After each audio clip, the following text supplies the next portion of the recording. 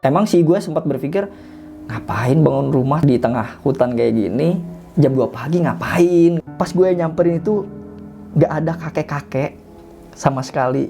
Pas gue puter balik, gue ketemu kakek-kakek yang pertama kali gue lihat lagi, Bang. Yang di mana tuh? Yang di pinggir jalan, yang di seberang Indomaret.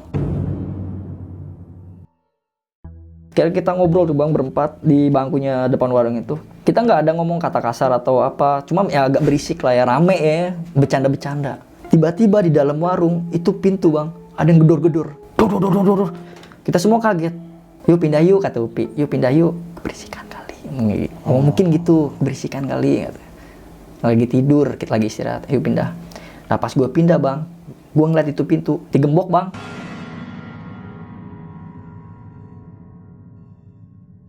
Assalamualaikum warahmatullahi wabarakatuh. Balik lagi sama gua, Badru Caps Lock. Kali ini sob, kita kedatangan lagi nih salah satu pendaki dari Jakarta Pusat. Nah, orang yang di samping gua ini, dia mau cerita nih tentang pengalaman horornya waktu dulu dia naik Gunung Lembu, Jawa Barat. Nah, langsung aja nih kita kenalan siapa orang di samping gue ini. Halo Bang. Halo. Siapa Bang, namanya Bang? Angger, Bang. Bang Angger. Iya. Oke. Bang, by the way, Jakarta Pusatnya di mana Bang Angger? Kemayoran. Kemayoran. Wih, macan Kemayoran ya Bang. Ya gitu deh. Oke, tahan dulu ya Bang Angger ya. Siap. Sebelum kita lanjut ke ceritanya, buat teman-teman nih yang belum subscribe, jangan lupa subscribe dan diaktifkan loncengnya. Buat teman-teman yang udah subscribe, kita banyak-banyak terima kasih. Selama YouTube ini berdiri, donasi akan terus berjalan. Oh ya nih, buat teman-teman yang punya kisah pengalaman horor saat pendakian gunung atau apapun itu, yang mau datang ke sini nih dan berbagi pengalamannya, langsung aja follow Instagram gua @badrukepslog. Kuy, kita gibah misteri sini. Kalau punya pengalaman horor, jangan disimpan-simpan. Sini, berbagi cerita. Langsung aja nih kita ke gibah misteri.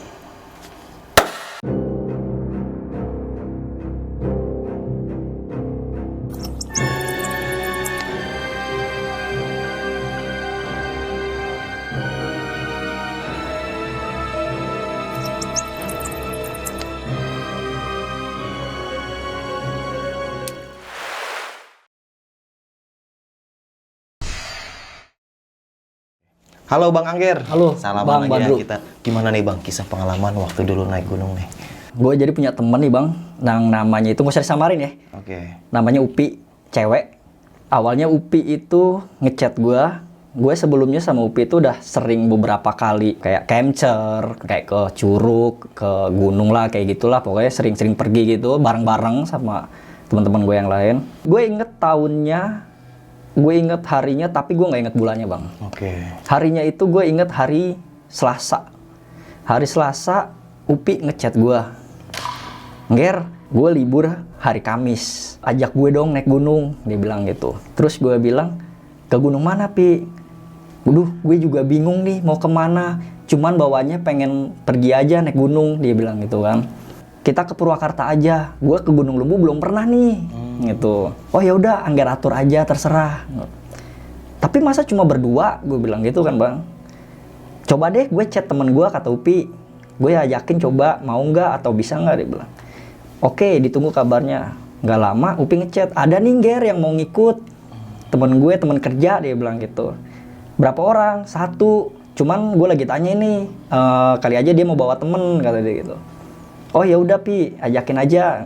Nggak lama, malam, hari Selasanya tuh, Bang. Malam Upi ngechat, Nger, kita jalan berempat, dia bilang.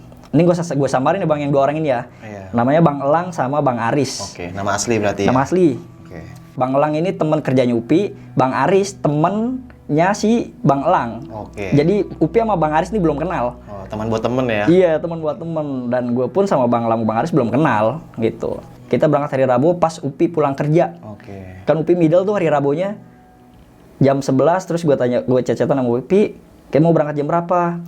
Pada saat itu kereta yang ke Purwakarta langsung, Bang, dari Kemayoran, itu jam 5. Jam 5 sore? Oke. Jam 5 sore. Akhirnya abis asar sekitar jam 4 lewat, gue berangkat dari rumah ke stasiun Kemayoran, tuh deket. Nggak nyampe setengah 5, gue udah nyampe. Terus nggak lama, sekitar setengah 5 lewat, Bang Elang sama Bang Aris datang. Gitu, nyampe di stasiun. Loh, gue kira bareng, Bang, sama Upi. Datangnya. Loh, Bang Elang kok nggak bareng Upi? Nggak, Bang, soalnya beda divisi. Oh. Gitu. terus gimana nih? Ini udah mau jam 5 dan udah pada banyak ngantri tiket tuh bang yang ke Purwakarta. Ya gimana ya bang? Coba telepon UPI deh, nggak ada jawaban bang sama sekali.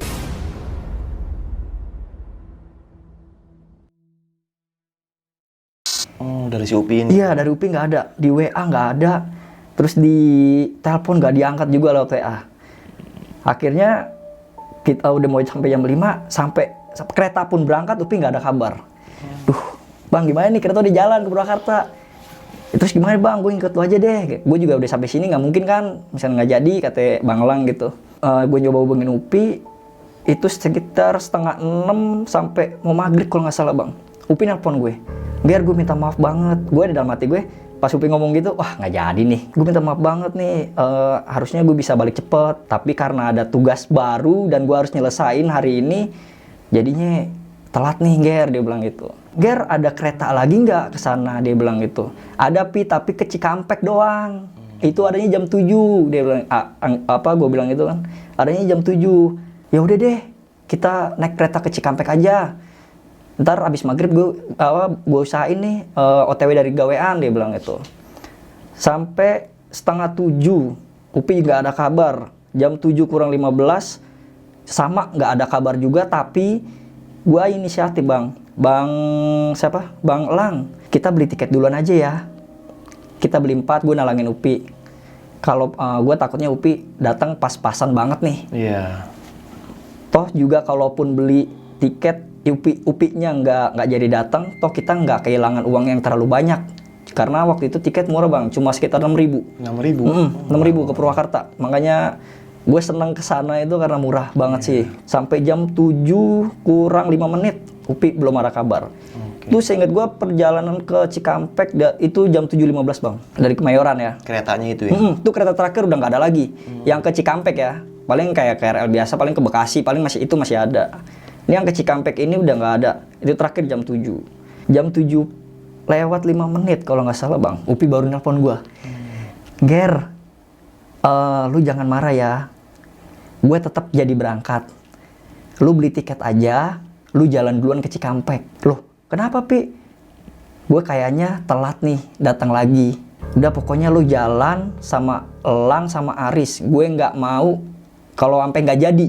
Gue marah loh sampai kalau kalian nggak jadi berangkat. Dia bilang gitu. Pokoknya kita nanti ketemuan di Cikampek. Ya udah deh, gue ngomong Bang Lang ya. Ya udah, gue tutup telepon. Bang Lang, UPI nyuruh kita berangkat. Ketemu di Cikampek. Aduh, kenapa enggak emang? Katanya telat, gaweannya masih ada gawean gini katanya. Ya udah deh, kita jalan yuk. Jalan.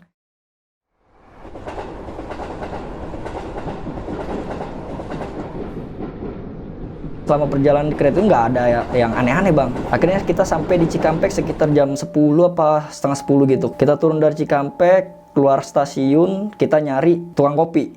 Oke. Ya, ketemu angkringan nih ceritanya. Gak lama UPI nelpon.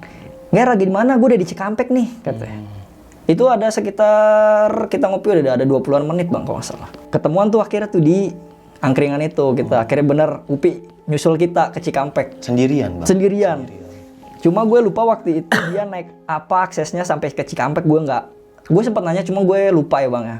Dia sendirian nyusul gue ke Cikampek naik apa tuh. Akhirnya UPI ngajak langsung jalan. Ger, jalan Ger. Tar dulu, lo baru sampai. Istirahat dulu bentar lah, nyantai.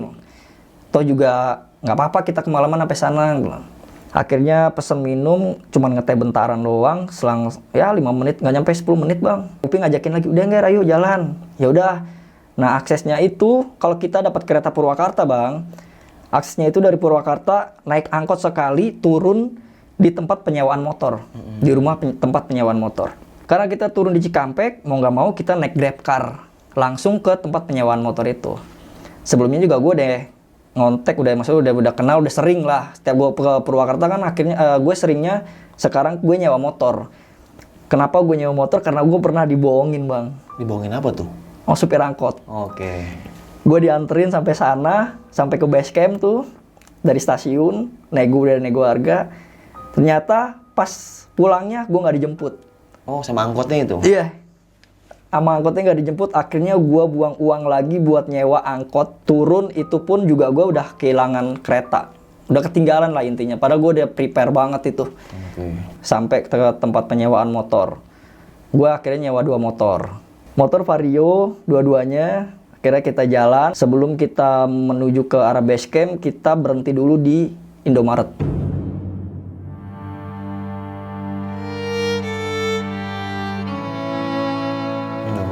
Buat beli perlengkapan yang kurang-kurang lah, logistik ya. Kalau kita nggak beli air di sini, kayaknya warung pada tutup bang, gue feeling. Udah malam banget ya. Udah malam banget, itu udah sekitar hampir jam 11 kalau nggak salah tuh. Udah kelar semua belanja, kita packing ke carrier. Kebetulan bawa carrier cuma 1 di Bang Elang, gue bawa depek.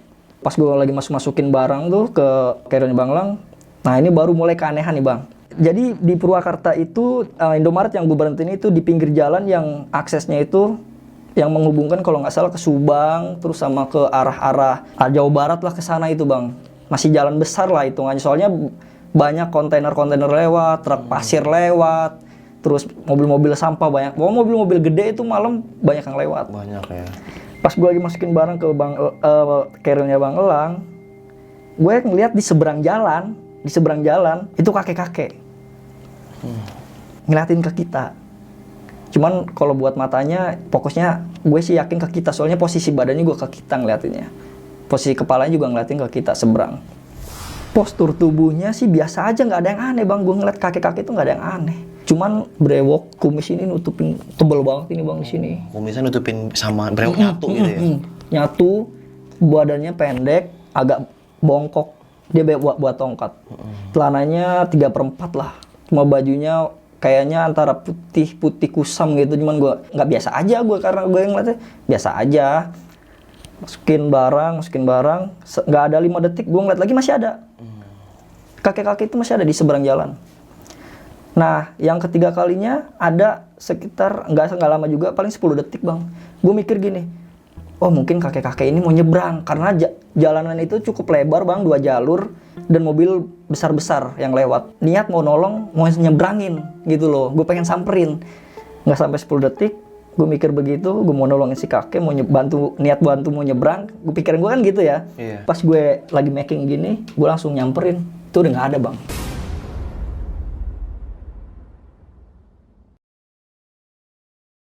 Si kakeknya itu? Si kakek itu udah nggak ada. Ternyata lu mau nyamperin si kakek itu? Iya, itu posisi gue bukan cuma nengok, tapi langsung nyamperin.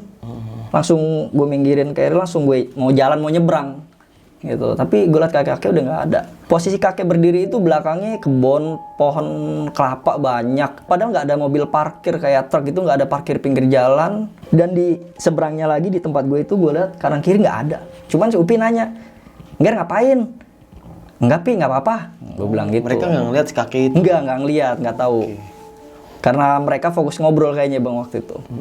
Cuman gue yang ngeh gue. Akhirnya kelar packing, kita jalan nih bang. Jalan, gue buka map baru dari situ. Karena jalur ke Gunung Lembu ini sama ke Gunung Bongkok. Jadi kita ngelewatin gapura besar. Kita masuk dari situ, nanti ketemu rel kereta. Nah, di rel kereta ini itu nggak ada apa-apa ya bang, maksudnya nggak ada kayak rumah apa atau apa, kayak ada bekas pabrik kalau nggak salah itu. Cuman keadaan sepi, gelap gulita, dan di pos penjagaan itu udah nggak ada, gelap, nggak ada orang, sepi. Cuman ada bapak-bapak nih bang, biasa aja bapak-bapak biasa diri di tengah-tengah jalan gitu. Kalau kita siang kita mikirnya tuh mungkin ya bang, kayak orang yang ngatur lalin di kereta gitu loh. Oh, yang ngatur kereta yang gini-gini ya? Iya. Yeah. Dia ada di seberangnya tuh, di seberang kereta. Ini rel, kita nyebrang begini, bawa bapak di sini diri. Pas gue ngelewatin, gue negur bang, "Permisi pak." Dia cuma begitu doang. Nggak ngomong, nggak. Umur tua lah, umur sekitar 50-an lah. Akhirnya gue jalan lagi, berempat. Nah, karena gue sering lewatin jalan itu bang, waktu gue ke Gunung Bongkok, keanehan lagi nih, hawanya beda bang. Itu rumah warga. Setiap gua ke Gunung Bongkok pada waktu itu ada aja orang yang bakar sampah, yang lagi ngobrol di pos ronda, terus motor ngelewat ya ngeduluin. Ini pas gue lewat situ nggak ketemu sama sekali bang. Oh, sepi banget. Sepi banget. Tapi rumah warga nyala lampu. Iya. Cuman nggak satupun motor gue temuin pada saat itu, dan nggak satupun orang yang gue lihat. Gue juga nggak mungkin nggak nge kali bang, tapi pada saat itu kita ngelewatin keadaannya emang kayak gitu, sepi banget, nggak ada orang. Bingung juga kan, tumben sepi banget. Biasanya satu motor aja pasti ketemu nih. Iya, gitu ada kan. lah yang lewat-lewat gitu kan. Akhirnya kita jalan berempat, ketemu warung, satu warung masih buka. Gue baru ingat, oh iya, tolak angin. Gue belum beli tolak angin. Akhirnya gue berhenti beli tolak angin di warung, sama snack kecil-kecilan lah beli di warung itu. Dan akhirnya kita jalan ketemu percabangan bang. Percabangan ini kalau misalkan ke kiri itu ke Gunung Bongkok.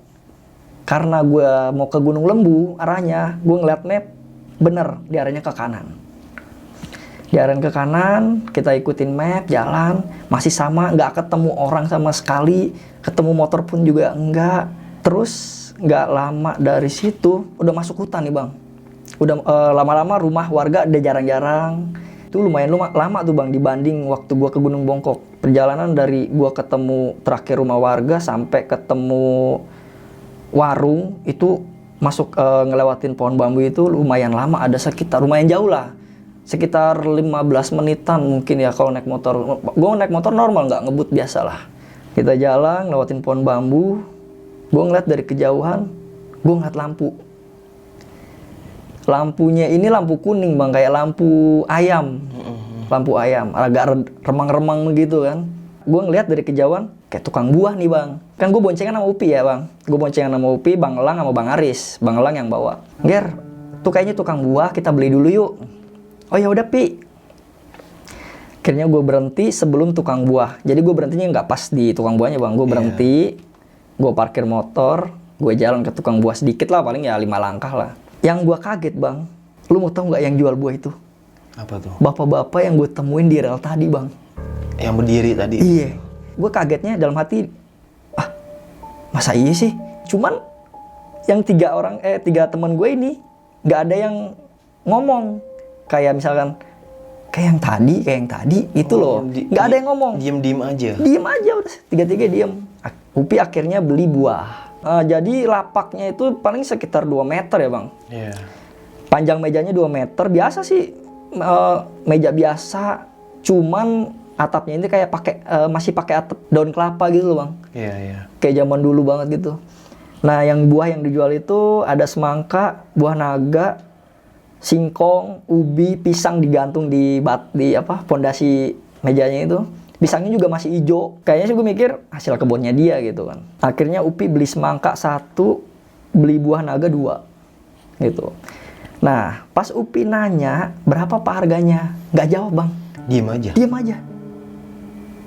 Pak harganya berapa? Diem aja bang, nggak ngomong. Gue beralih tuh bang, gue buang muka tuh bang. Gue sebenarnya perasaan gue udah nggak enak. Cuman gimana ya, posisinya itu serba salah juga bang, mau ngasih tahu Upi takut salah gitu kan. Dan Bang Elang juga nggak ada yang ngomong sama sekali. Berapa pak? Dia bilang. Diam aja. Akhirnya Upi ngeluarin uang 20.000. Dia nerima bang uangnya. Buahnya dikasih Upi, dikasih gitu kan. 2 buah naga sama 1 semangka. Upi ambil buahnya, dia ambil uangnya. Udah. Dia diam lagi. Oh, nggak ada percakapan gitu? Nggak ada percakapan. Upi mikirnya, ya kalau kurang minta lagi, gitu ngomong. Kalaupun emang, Upi mikirnya kalau emang kelebihan, ya kembaliin. Tapi karena dia nggak ada pergerakan, cuma ambil uangnya aja, kita pikir, ya udah pas. Jadi mikirnya 1 semangka 10.000, 2 buah naga 10.000, gitu loh bang, gue mikirnya. Nah terus gue mikirnya gini lagi bang, ini orang jual buah di tempat sepi kayak gini bang. Itu belakangnya dia pohon bambu bang, banyak, lebat banget pohon bambu itu. Oh kayak di tengah-tengah hutan sawah-sawah gitu ya bang? Kalau sawah sih enggak bang, lebih ke hutan pohon bambu ya. Dia pohon bambu kan ada tuh yang banyak banget, tapi cuma selingkaran gitu doang tuh. Nah itu kayak gitu. Jam berapa waktu itu bang? Itu udah masuk sekitar 11:30 bang. Oh malam ya? Oke. Karena jarak dari Indomaret sampai gua ke lokasi itu memang jauh, tapi nggak jauh-jauh banget lah. Pokoknya sekitar 11:30-an lewat, hampir mau jam 12. Iya, secara logika kan malam-malam gitu. Iya bang, gue mikirnya gitu. Secara logika, orang ngapain jualan buah di tempat kayak gini, yang mau beli siapa, gue bilang, dan jauh dari rumah warga. Gitu. Nah akhirnya udah beli buah, kita jalan lagi itu masih ngelewatin kanan kiri pohon bambu bang, masih gede, pohon bambu masih gede-gede banget. Jalanan gelap, gak ada lampu, yang gak ada lampu cuman ya di doang jual buah, cuma ngandelin lampu motor kita aja itu, kita jalan. Terus di pertengahan jalan Upi nyetel ngaji lah ya. Upi dari HP-nya gue udah mulai kedengeran. Dalam hati gue, kayaknya Upi udah sadar nih dengan si penjual buah tadi nih, kayaknya Upi udah ini nih. Pas di tengah jalan, nggak lama, ya Upi nggak pegangan bang sama gue di motor. Tiba-tiba Upi pegangan kenceng banget bang, pegangan baju gue kenceng banget, dan Upi udah mulai kedengeran dia ikut ngaji ya sama yang dia setel tadi. Kayaknya mungkin Upi udah hafal ya, udah hafal sama surat itu. Pi kenapa? Nggak apa-apa, Nger, jalan aja. Ya udah, gue nggak ngeliat apa-apa tuh bang. Cuman mungkin Upi ngeliat sesuatu, cuman Upi juga masih mendem lah, nggak nyeritain. Akhirnya kita jalan, kita ketemu percabangan nih bang.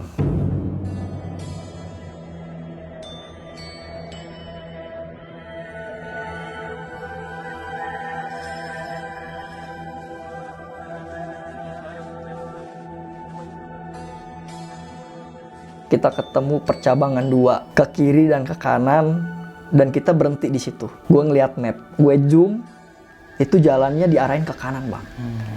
Dan itu udah sejalur bang, udah nggak ada lagi. Maksudnya udah deket lah sama base camp. Gue musyawarah akhirnya, Bang Elang, ini jalan udah searah, map ngarahin ke kanan, sedangkan ada jalan ke kiri, dan nggak ada petunjuk apapun nih, gitu kan. Biasanya kan kalau namanya percabangan suka ada petunjuk arah nih bang, mau kemana gitu kan. Ini cuman map diarahin ke kanan dan udah nggak ada belok-belokan lagi gitu. Kita nggak ada belok ke kiri ke kanan, udah. Jadi kita ke kanan tuh udah tinggal ngikutin jalan sampai di titik mapnya base camp. Terus kata Bang Elang, ya udah Nger, ikutin map aja. Jalan yang ke kiri dia agak nanjak, jalan yang ke kanan dia agak turun. Akhirnya kita mutusin buat ngikutin map. Oke. Nah, kita jalan ngikutin map, jalanan batu-batuan. Wah, tangan udah gemeteran sebenarnya tuh bang. Capek juga bang. Capek karena jalannya begini kan, keras gitu. Pas sampai di titik, kita berhenti. Titik map ada sebelah kiri, berarti kan base campnya sebelah kiri bang. Iya. Kita udah sampai titik map, itu nggak ada base camp bang. Maksudnya nggak ada? Nggak ada apa-apa, cuma hutan pohon bambu. Gitu, cuma hutan doang, pohon bambu. Kita ngeliat kiri itu, gue nyariin bang, nggak ada tanda-tanda lampu, nggak ada. Terus kayak misal ya parkir motor atau apa, kondisi base camp gimana sih bang gitu kan, biasa ada parkiran motor gitu, nggak ada bang sama sekali. Sebelah kanan udah pohon bambu juga sama. Terus kita sempat lama tuh, Ger ini gimana, gue juga bingung nih. Kita putar balik, mager nih jalannya kayak tadi. Jalannya kayak gini nih. Kalau kita putar balik, ya habis gimana dong? Apa mau lurus lagi? Kali aja base campnya di depan. Gue bilang gitu. Iya sih, mungkin titiknya agak meleset dikit. Akhirnya sepakat tuh bang. Buat jalan lagi? Buat jalan lagi. Nggak putar balik lagi. Kita sepakat, akhirnya kita jalan lagi. Dan ternyata gue pikir jalannya bakal berubah bang. Gitu. Dan ternyata masih sama jalannya kayak gitu juga, malah tambah parah. Jalannya tambah naik, tadinya datar tapi batu-batuannya masih itu ya, masih nonjol-nonjol gitulah. Karena lama-lama jalannya naik, turun lagi, muter, naik lagi kayak gitu. Nah itu masih kanan kiri masih pohon bambu tuh, masih pohon bambu gede lebat dan nggak ada lampu satupun yang gue lihat pada saat itu. Bener-bener. Ya kita semua nggak ada ngeliat lampu satupun, cuma ngandelin lampu motor aja. Nah pas jalanan agak turun, terus datar sedikit. Nah itu pohon bambu bang, kanan kiri ngelengkung, kayak ngebentuk kayak gerbang gitu. Itu ngelengkung dua-duanya begitu. Kita berhenti, ngelewatin nggak? Ya mau gimana lagi, gitu kan kita sepakat udah jalan terus. Ya udah oke. Kita ngelewatin itu. Kita jalan terus. Jalanannya masih sama kayak gitu bang. Ketemu tanjakan akhirnya nih bang. Yang menurut gue tanjakan ini lebih ekstrim dari tanjakan sebelumnya. Agak tinggi lah lumayan. Sebelumnya tuh motor gue udah nyium bau-bau angus gitu bang. kayak dari motor gua. Bau angus dari motor nih katanya. Pikir gua kayak karena motor gua bener-bener kayak udah panas banget nih. Ketemu tanjakan, gua ngegas, gua ngelihat kayak ya jalan agak landai, ya gue begini-gini lah nanjak. Akhirnya keganjel batu ban depan gua ngegas, habis bang gas gua. Motor gua mati. Gue sempat ngedon di situ. Di tengah-tengah hutan. Iya, kanan kiri udah pohon bambu, itu tanjakan. Jadi sebelah kanan gue itu kayak jurang gitu, maksudnya tepian turunan ke bawah gitu loh bang. Dan sebelah kiri gue dia nanjak begitu, agak nanjak kayak tanjakan, cuman pohon bambu. Itu hutan pohon bambu semua sebelah kiri.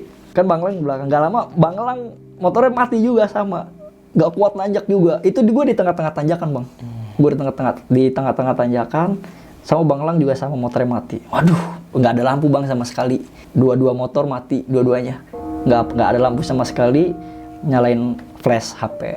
Udah kita istirahat dulu deh ngerokok. Kekuras banget nih tenaga. Gue sebat. Pas kita istirahat itu nggak ada obrolan sama sekali bang. Sepi sunyi. Karena gue pikir mereka juga udah capek juga gitu. Yang bawa motor capek banget, apalagi yang dibonceng. Gue pasti juga ngerasain lah kalau dibonceng kayak gimana kan.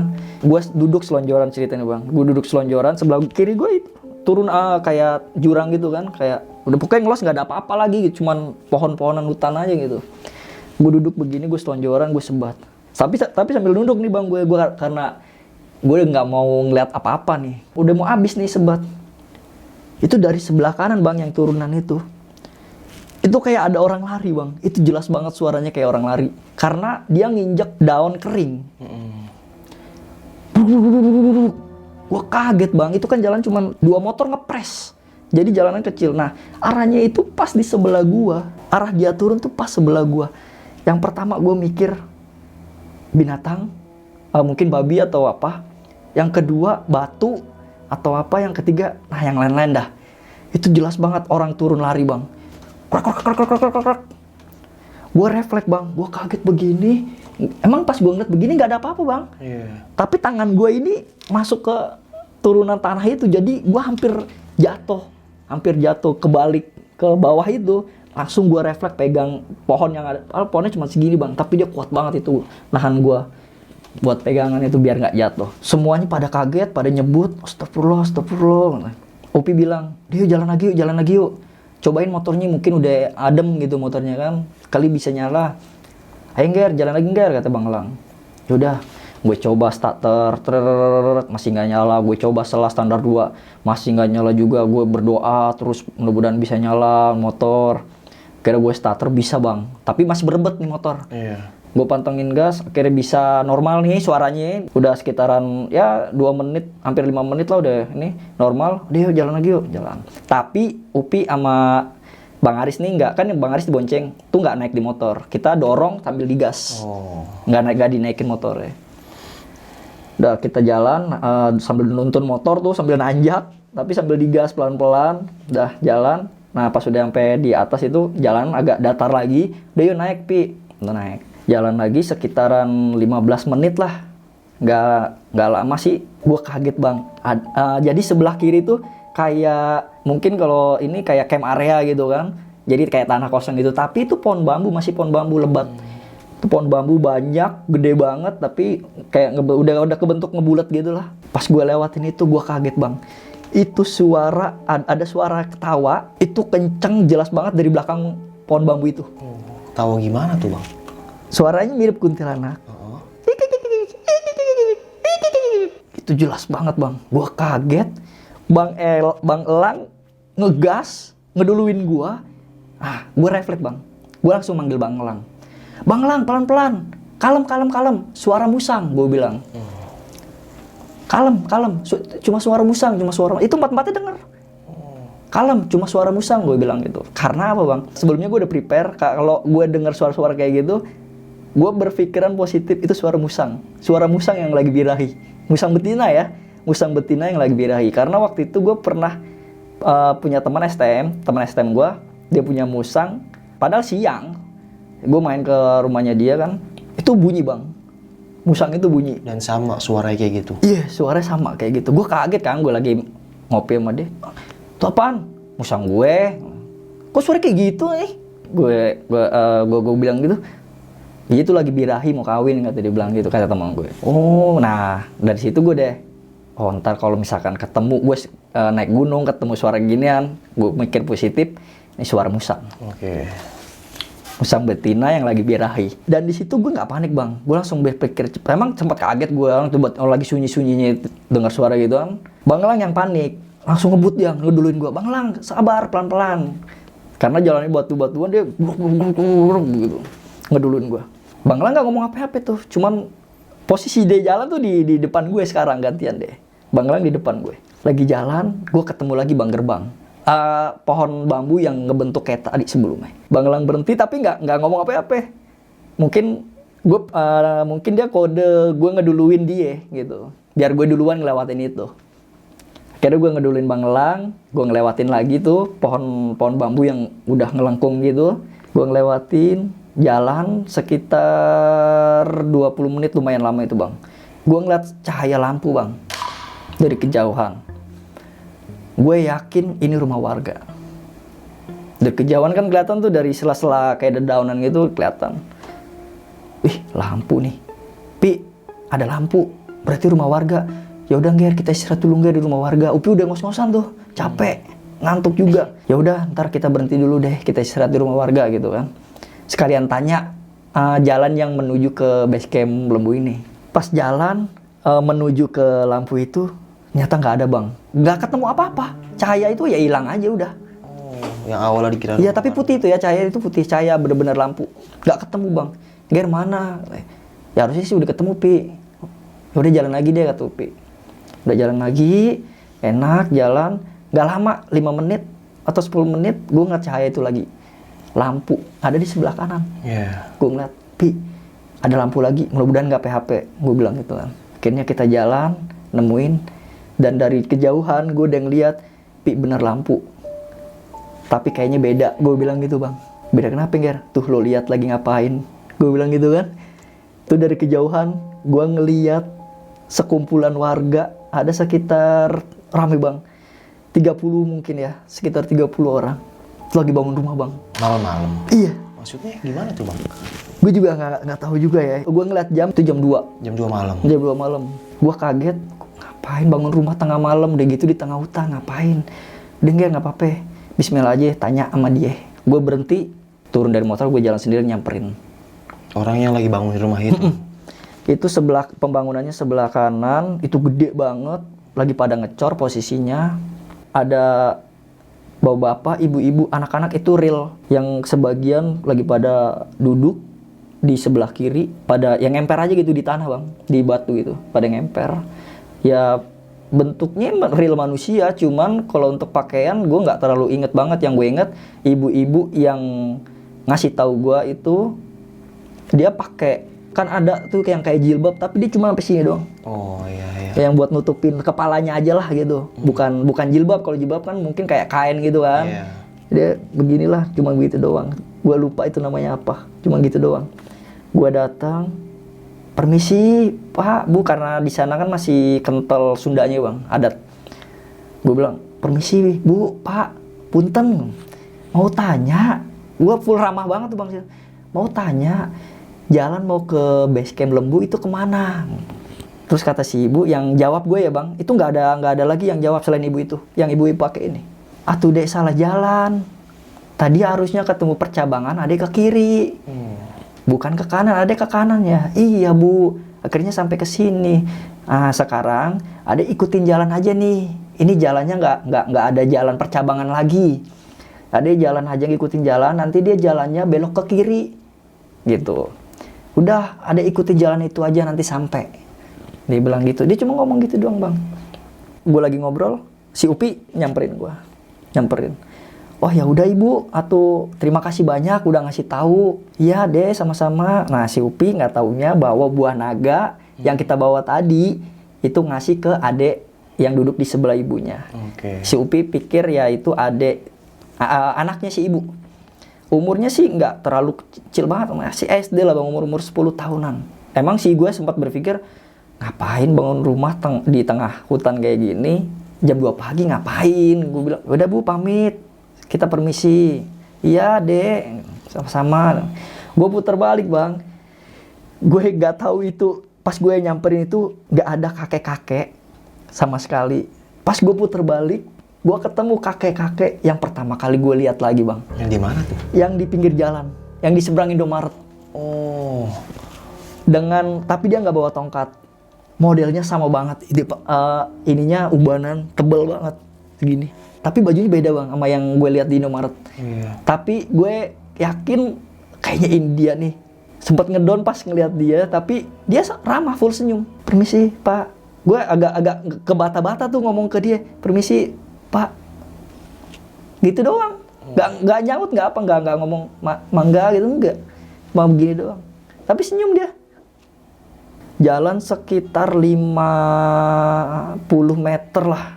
Sekitar 50 meter kan, 50 sampai 100 meter berarti kan nggak terlalu jauh banget ya bang.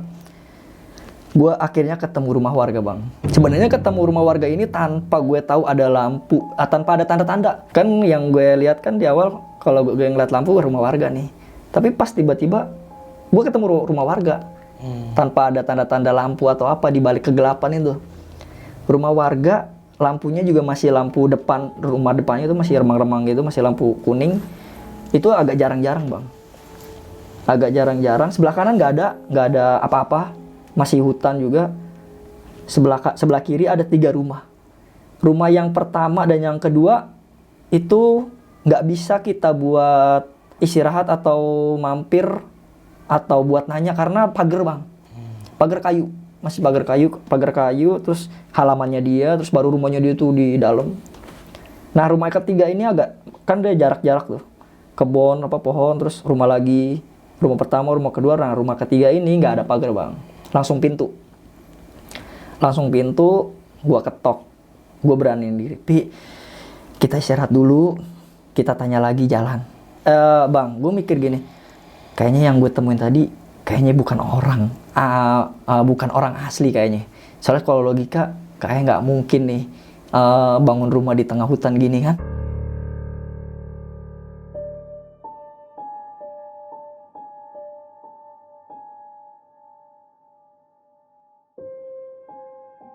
Kira gue berani diri ketok pintu. Itu udah jam 2 lewat, hampir setengah 3-an bang kalau nggak salah. Gue ketok pintu, agak lumayan lama. Akhirnya ada yang keluar, bawa bapak. Gue minta maaf banget bang di situ bang. Pak, saya minta maaf banget, beribu-ribu maaf, saya minta maaf banget sama bapak udah ganggu tidur bapak malam-malam. Saya cuma mau tanya pak, jalan ke base camp Lembu itu lewat mana? Diarahin, oh ada tadi lewat yang percabangan ngambil ke kanan ya, dia bilang gitu. Sama bang, persis kayak ibu-ibu yang di bawah tadi. Iya, iya pak. Nah, ya ada ikutin jalan ini aja, nih jalannya ini aja, dia bilang gitu. Nggak ada jalan lagi, nanti jalannya nanti belok ke kiri. Itu naik ke atas gitu kan, sampai mentok belok ke kiri lagi, dia bilang gitu. Oh iya pak, tadi juga saya ketemu ibu-ibu juga, ketemu orang, terus juga dia ngasih tahu jalan yang sama pak. Ketemu orang di mana, dia bilang itu tadi nggak jauh kok dari sini, lagi pada bangun rumah, gue bilang gitu kan, langsung gue tembak gitu, lagi pada bangun rumah. Si bapak kaget, bangun rumah? Atuh nggak ada tuh deh, malam-malam gini bangun rumah, dia bilang. Oh, gue langsung ngedon di situ bang. Waduh, berarti yang gue lihat tadi siapa, gue bilang gitu kan. Upi sebelah gue langsung nyolek nih bang, langsung nyolek gue. Nah, gue udah paham tuh tanpa gue. Kenapa Pi? Tanpa gue nanya gitu gue udah paham. Oh iya, maksudnya udah nggak usah dibahas. Maksudnya Upi gitu yang gue tangkap. Udah nggak usah dibahas. Oh ya udah Pak, terima kasih banyak. Saya minta maaf lagi ya Pak, udah ganggu bapak nih tengah malam gini. Nggak apa-apa. Udah tuh akhirnya gue pamitan, assalamualaikum. Jalan lagi nih bang, ngikutin jalan masih sama jalannya kayak gitu. Nggak ada alus-alusnya jalan, masih jalan batu gituan. Gue jalan nanjak, jalannya agak nikung-nikung.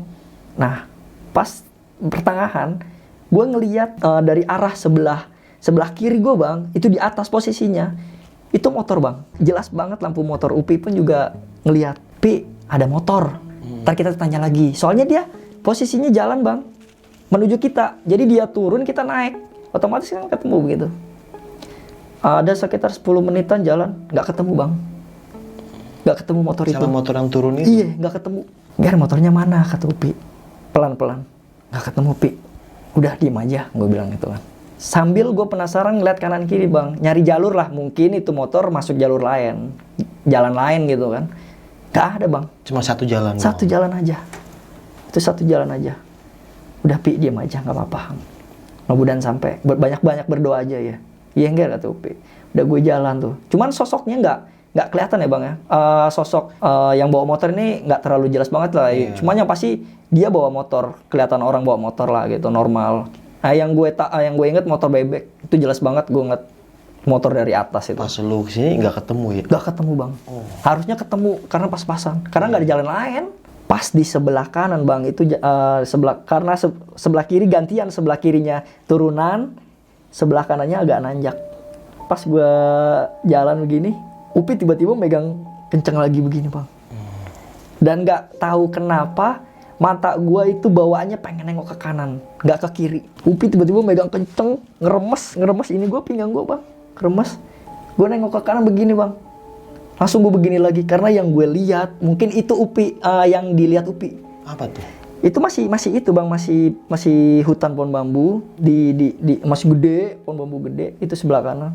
Nah, sebelahnya itu hitam tapi samar-samar, hampir padat dan nggak terlalu jelas banget, tapi kebentuk, Bang. Kebentuk dia lurus begini, gede banget, Bang. Itu hampir mau nyerupain hampir setinggi pohon bambunya itu. Hampir sekitar 4-5 meteran. Itu gede, Bang. Lurus begini. Nah, tapi dia begini, Bang, itunya, bentuknya. Dia bentuknya begini, terus begini. Gue mikirnya, dalam hati gue habis lihat itu, dibilang genderuwo, tapi kok bentuknya kayak pocong. Terus tapi kalau gue bilang pocong, tapi kok hitam gitu loh, Bang. Nggak putih, Bang, hitam. Tapi berbentuk lurus dari bawah. Tapi ngegantung dia, Bang. Nggak napak ke tanah itu. Ngegantung lurus. Kondisi mukanya juga gue nggak ngeliat karena udah ketutupan pohon bambu itu. Feeling gue, Upi ngeliat apa yang gue lihat. Dan gue juga nggak tahu kenapa, Bang. Seharusnya kan gue bisa aja ngeliat langsung ke atas atau ke kiri. Gue langsung ngeliatnya ke kanan. Pas gue ngeliat ke kanan, gue cuman 2 detik lah, nggak lama. Ngeliat ke kanan, sosok dia itu gue langsung buang muka. Pi baca-baca istighfar. Upi diam aja sambil baca-baca, kedengaran dari mulut kecilnya dia kedengaran. Sambil baca-baca, udah gue jalan akhirnya ketemu yang pertigaan yang dibilang si bapak warga tadi yang gue ketok pintunya. Gue belok ke kiri akhirnya. Dan itu udah jalan normal, Bang.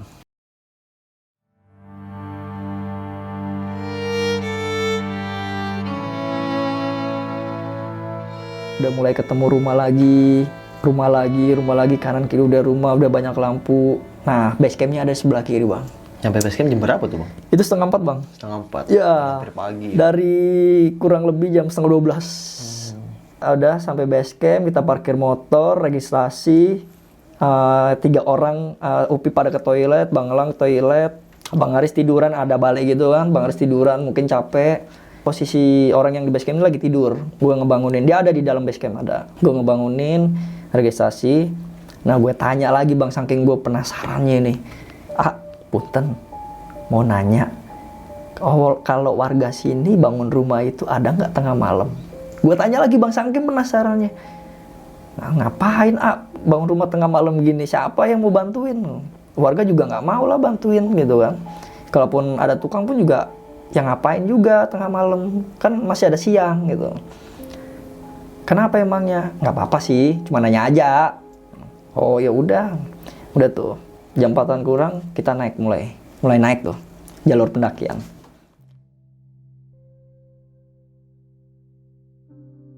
Karena gue belum tahu ya, Bang, belum tahu jalurnya kayak gimana, jalurnya seperti apa, kondisinya gue belum tahu sama sekali. Karena gue baru pertama kali ke jalur itu. Akhirnya jalan, ternyata jalannya itu tanah liat, licin, Bang. Kayak habis hujan. Padahal kita nggak nemuin hujan gitu. Kita selama jalan nggak ketemu hujan, tapi jalannya basah. Susah diinjak menurut gue, Bang, karena nggak ada apa ya, nggak ada tumpuan kayak batu, akar gitu, nggak ada, mulus. Akhirnya gue ngambil jalan sebelah kanan, yang buat nyari pegangan, ngerembet. Nyata jalur yang gue lewatin itu salah bang. Jalurnya udah kepotong. Buntu, gue ketemu buntu tuh. Gue buntu jalannya, gue cari-cari, gue pakai headlamp. Kok nggak ada jalan, Ger? Kayak kita salah jalan. Coba deh turun lagi. Nah, gue turun lagi bang. Ketemu jalan yang itu lagi tuh. Tahu-tahu di bawah jalan yang jalan tanah liat itu yang halus itu. Lah, gue di sini lagi. Karena gue ngeliat headlamp kan nyari jalan. Gue di sini lagi. Jalannya ketemu jalan yang ini lagi, tanjakan. Gue jalan pelan-pelan. Gue naik duluan tuh bang akhirnya. Gue naik duluan sebelah, tapi gantian sebelah kiri. Iya. Ngerembet sebelah kiri gue pegangan. Nah akhirnya ketemu jalur udah sampai atas, ada jalan ke kiri. Tapi naik, nih udah ketemu jalurnya. Oh ya udah pada naik. Ya karena nggak terlalu jauh ya bang dari situ. Ada 20 menit kita jalan. Akhirnya kita ketemu saung. Saung itu kalau nggak salah ada 3 saung. Jadi itu kalau nggak salah camp area bang. Gue nggak nanya detail sama penjaga base camp areanya di mana, puncaknya bisa buat ngecamp atau enggak. Memang gue bawa tenda sampai di saung. Sekitar ada 3 saung kosong. Kayaknya buat tempat buat istirahat shelter gitu kan. Jadi istirahat dulu sini yuk, karena itu udah tenaga kita udah kekuras semua abis bang. Di jalan itu ya? Iya. Rencana kita mau ngecamp di puncak, tapi karena tenaga udah kekuras bener-bener abis. Anak-anak juga udah minta istirahat di sini aja, dan gue juga emang udah kekuras abis juga bang. Gue juga nggak bisa maksa juga tuh buat jalan. Ya udah kita istirahat sini aja. Kita nggak jadi itu tuh bang, nggak jadi buka tenda karena udah ada saung lah ya buat istirahat lah ya. Udah ada saung, nggak ada lampu sama sekali tuh. Kita cuma pakai headlamp aja. Gue buka kompor, gue masak yang ada, masak instan lah ya, nggak nasi atau sayur enggak. Cuma posisi gue itu di belakang saung bang. Jadi ini gue duduk di sini, terus bang Aris di sini, bang Elang, terus Upi. Gue ngebelakangin saung. Ini saung ini belakang gue gini.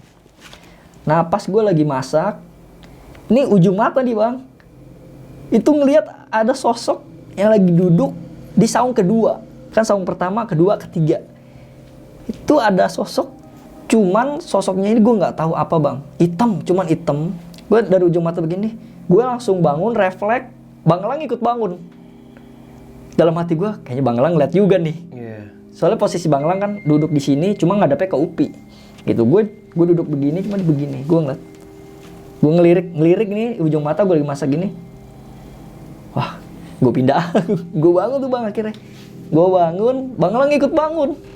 Kayaknya Bang Elang ngeliat juga dalam hati gue. Yeah. Bang Elang bangun, gue pindah posisi. Gue samping Upi jadinya di sini. Bang Lang di samping Bang Aris. Akhirnya gue pindah posisi samping Upi, tapi gimana caranya ujung mata gue ini nggak kelihatan di bagian saung tadi ya, di sosok tadi. Jadi ketutupan Upi. Karena gue duduk samping Upi, jadi ujung mata ketutupan Upi. Udah gue masak sambil ngobrol-ngobrol, biar suasana juga nggak terlalu mencekam banget lah ya. Bang Elang kalau nggak salah nyetel musik lah buat nyairin suasana lah gitu. Buat biar nggak tegang banget nyetel musik. Nggak lama setel musik, azan subuh.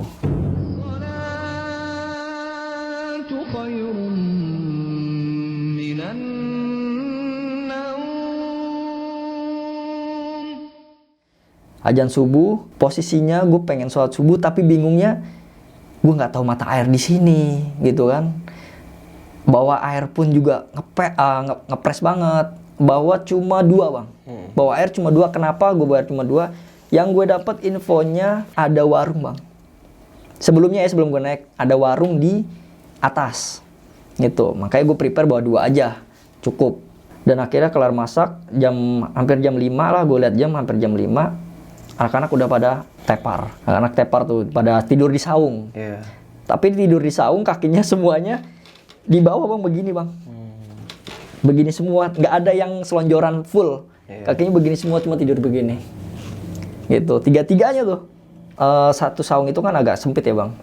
Mereka tidur bertiga. Gue bingung nih, nggak mungkin gue di saung 2. Soalnya gue dekat ngelihat langsung di saung 2 itu emang udah nggak ada lagi sosok itu. Udah nggak ada apa-apa. Nggak mungkin gue tidur di saung 2. Misah, soalnya kan dia sekat gitu bang saungnya. Iya. Gue ngeliat nggak ada space. Gue bawa hemuk bang.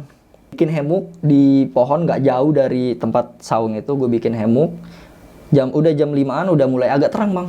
Gue bikin hemuk, udah kelar bikin hemuk, gue istirahat di hemuk.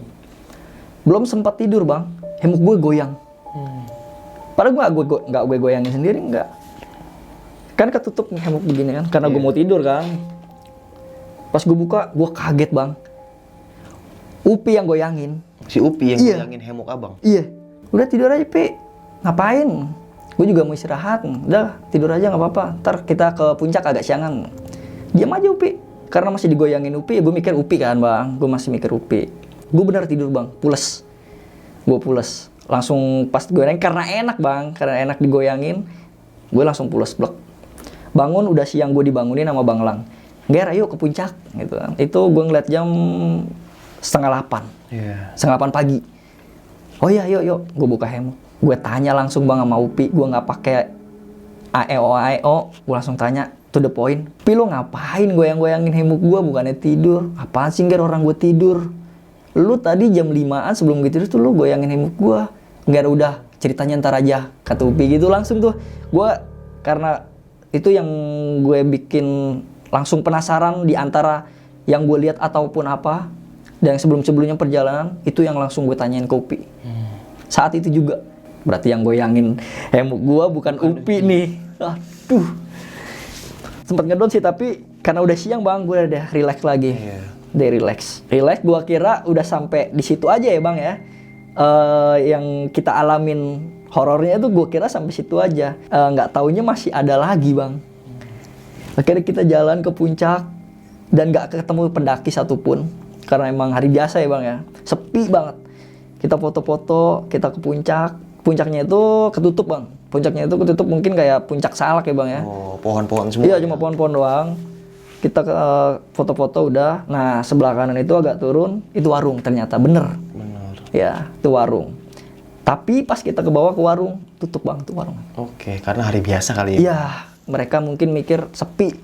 Dan keadaan pun masih pagi, jam 9, jam 10-an. Kira kita ngobrol tuh bang berempat di bangkunya depan warung itu. Kita nggak ada ngomong kata kasar atau apa, cuma ya agak berisik lah ya, rame ya, bercanda-bercanda. Tiba-tiba di dalam warung itu pintu bang, ada yang gedor-gedor. Jadi model warungnya itu kayak warung biasa, cuma kayu-kayu lah ininya, triplek-triplek gitu. Iya. Nah pintunya itu orang gedor-gedor. Dor. Kita semua kaget. Yuk pindah yuk, kata Upi. Yuk pindah yuk, keberisikan kali. Mungkin gitu, keberisikan kali. Kata. Lagi tidur, kita lagi istirahat. Yuk pindah. Nah pas gue pindah bang, gue ngeliat itu pintu, digembok bang. Digembok? Digembok. Gue jalan kan belakangan, gue sebelah kanan tuh. Gue, Upi, Bang Lang, Bang Aris. Itu jalan ke arah jalur lah gitu kan. Gue jalan belakangan. Pas gue lihat, digembok bang. Terus warungnya digembok. Gedor-gedor. Itu dia bang. Gue langsung shock di situ. Cuman gue nggak ngasih tahu Upi. Maksudnya nggak ngasih tahu kayak Pi, warungnya kan digembok. Gue diem. Iya. Itu gemboknya gede bang. Gemboknya gede di pintu itu, gemboknya gede. Gembok dari luar. Maksud gue yang di dalam siapa gitu loh. Kalaupun Kencang banget dong suara gedor. kenceng banget bang, kita semua denger. Gue pikir ya yang punya warung tidur di dalam. Gak taunya pintu dikunci, digembok. Iya, entah siapa itu. Entah siapa bang. Akhirnya kita foto-foto udah kelar, turun ke base camp. Kita pulang dari base camp bang. Kan berarti kan kalau tadi kita berangkat base camp sebelah kiri nih ya kan. Kita turun, pulang dari base camp. Kita ketemu percabangan yang semalam bang. Itu nggak jauh bang ternyata. Itu sekitar 10 menit. Iya. Kalau misalkan semalam kita ngambil ke kiri, itu 10 menit kita udah sampai base camp. Kita nggak taunya ngikutin map, ngambil kanan, muter, itu 4 jam gitu muter nggak taunya. Jauh banget ya. Jauh bang. Dan gua turun, berhenti di percabangan, gue bilang sama Upi, sama Bang Lang, tuh lihat ada banner, ada petunjuk bang.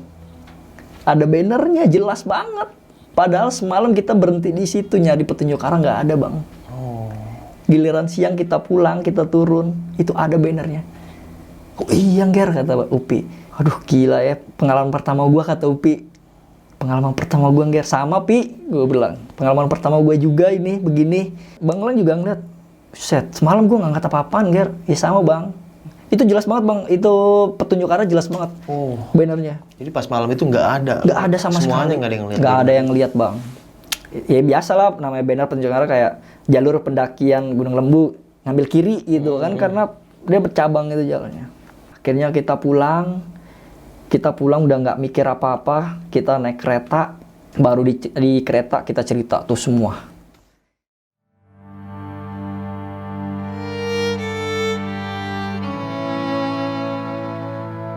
Ger, kira-kira yang lagi bangun rumah siapa ya, dia bilang.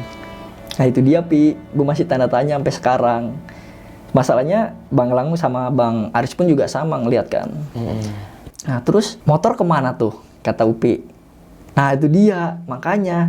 Nah lo inget nggak abis ngeliat motor nggak ada, lo ngeliat sesuatu nggak? Upi nanya gitu. Ah ini berarti yang sosok hitam nih, di sebelah kanan. Ngeliat, itu apaan sih sebenarnya? Itu dia Pi, gue masih tanda tanya dalam hati gue. Dibilang genderuwo tapi rapat kakinya Bang gitu loh. Posisinya rapat lurus gitu. Itu dia Ger, makanya gue mikir juga Ger, kata Upi. Akhirnya si Upi nanya gini Bang, itu sebenarnya apaan yang Ger, yang gue lihat ya? Soalnya gue juga ngeliat sekejap sih Ger. Iya Pi, gue juga bingung. Gue bilang, dibilang genderuwo tapi kok lurus rapet. Dibilang pocong tapi kok warnanya hitam ya Pi ya, gue bilang. Iya Ger, gila angker banget tempat itu. Dia bilang pasti kereta tuh keluar semua tuh, cerita tuh. Ya udahlah, kapan-kapan kita naik lagi lah, bilang. Berempat lagi. Ya udah gampang, ntar tinggal atur aja. Sampai sekarang pun kita udah nggak pernah ketemu lagi. Oke.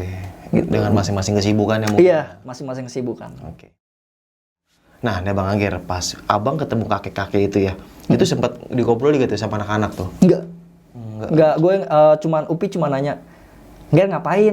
Gitu, cuma gitu aja. Gue sambil cilngak-cilnguk nyariin sebenarnya. Oh, jadi di kereta tuh nggak dibahas tuh. Gue nemu kakek-kakek kok sama yang gue ketemu di atas gitu. Kalau di kereta gue ngomong, cuman Upi yang nggak tahu kalau gue ngelihat yang kan Upi taunya ngelihatnya yang di itu doang Bang. Di jalan itu yang di atas jalan, ya, iya, yang itu pas ya. ketemu lagi itu, yang lagi ngebangun itu. Gue juga ngomong ke Upi, ngeliat kakek yang gitu. Iya Ger, itu gue ngelihat pertama itu sama yang gue lihat yang di Indomaret.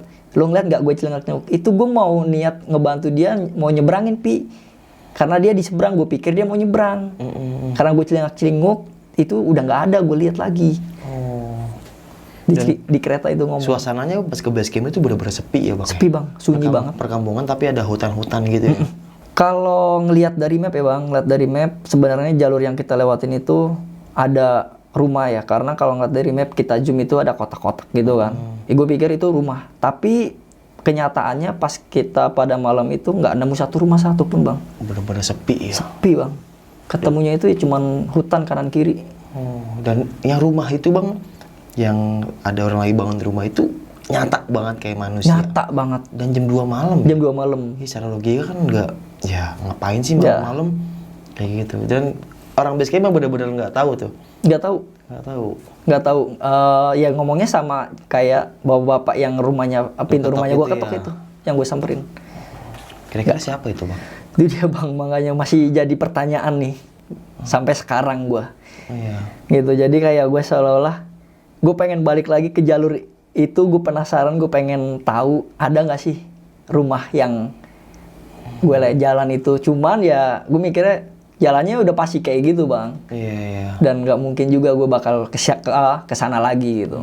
Kalau untuk pendakian Gunung Lembu itu sendiri Bang, dari base camp sampai puncak berapa jam Bang? Kalau normal Bang, 1 sampai 2 jam mungkin buat nyantai. Nyantai ya. Oke, berarti rekomen banget ya berarti. Rekomen. Oke, Kalau buat yang pemula, rekomen sih karena nggak terlalu tinggi banget sih, sekitar 900-an. Asik lah buat healing-healing tipis-tipis ya. Ya, dekat lagi dari Jakarta. Dari Jakarta tuh kalau pakai map tuh apa nama base campnya Bang? Langsung aja base camp Gunung Lembu Bang. Base camp Gunung Lembu.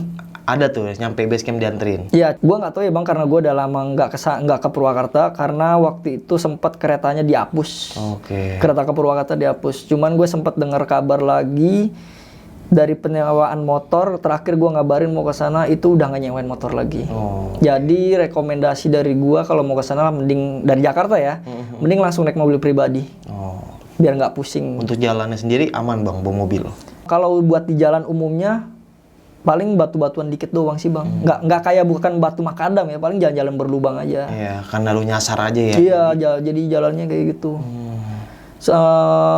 Terus juga untuk kereta gue juga belum ngeliat lagi jadwal ke Purwakarta jam berapa gitu. Cuman untuk penyewaan motor terakhir gue ngabarin belum lama udah nggak bisa nyewain. Mungkin ya ada yang nyewa dibawa kabur atau gimana gue nggak ngerti ya. Emang gue telepon orangnya udah nggak bisa nyewain. Dan untuk si Mbak Upi ini, dia terakhir kapan ketemu sama dia, Bang? Terakhir sama Upi. Pendakian itu. Terakhir sama Upi. Iya, pendakian itu. 2018 gue terakhir ketemu Upi. Oke, dan itu mungkin pendakian pertama dia atau bukan? Oh enggak, bukan. Oh, bukan. Bukan. Oke, jadi Kalau sebelumnya dia sering naik ya? kalau dia sering naik, cuman kalau Bang Aris sama Bang Elang, gua nggak tahu ya Bang ya, dia sering naik apa enggak. Cuman kalau buat healing kayak traveling ke alam gitu, gua ngeliat sih kalau dari Instagramnya itu sering. Sering. Oke. Berarti lumayan pengalaman juga lah. Walaupun healing-healingan gitu kan. Ya gue nggak nyangkanya sama Bang Elang sama Bang Aris ini, gue nggak nyangkanya dia ketika ketemu hal-hal yang kayak gitu dia ngerti gitu. Maksudnya ngerti gini Bang, namanya kita baru ketemu kan, kita nggak tahu karakternya kayak gimana, sifatnya kayak gimana gitu kan. Yang gue takutin ya dia asal nyeplos gitu kan, tahu-tahu cerita, tahu Ger, lu denger apa sih? Ger, lu ngeliat nggak? Langsung nyeletuk gitu. Gue takutnya dia ngomong kayak gitu kan. Sebenarnya gue nggak mau dia kayak gitu. Dan ternyata bener. Dia nggak yang gue bayangin lah gitu. Dia nggak sama-sama ngerti semuanya di berempat nih ternyata gitu. Oke, mungkin cukup sekian deh, Cop. Cerita pengalaman horor yang ada sama Bang Angger ini. Bisa kita ambil segi positifnya, buang jauh-jauh negatifnya. Karena setiap perjalanan selalu memberikan cerita. Dan kali ini Bang Angger membagi cerita pengalamannya waktu naik Gunung Lembu, Purwakarta, Jawa Barat. Oke, sampai jumpa di cerita selanjutnya. Assalamualaikum warahmatullahi wabarakatuh. Makasih ya Bang Angger ya. Siap, Bang Badru. Dadah.